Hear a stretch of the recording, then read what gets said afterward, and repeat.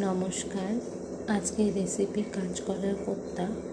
কাঁচকলাগুলোকে ছাড়িয়ে টুকরো টুকরো করে কেটে নিয়ে তারপর এটা প্রেশার কুকারে সিটি দিয়ে নিয়েছি, 2টো সিটি দিয়েছি।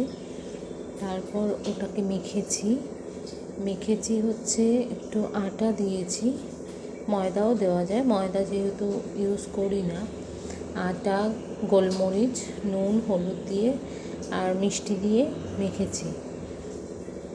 মাখার পরে ওটাকে পাতিয়ে নিয়েছি।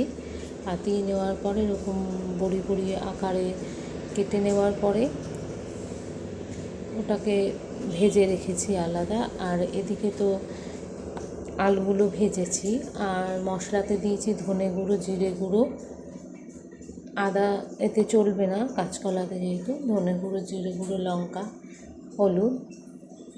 এবার ঝোলটা তৈরি করে নিলাম। মশলার মধ্যে আলুটা দিয়ে কষিয়ে নিয়েছিলাম, ঝোলটার মধ্যে কাঁচকলাগুলো দিয়ে দিলাম।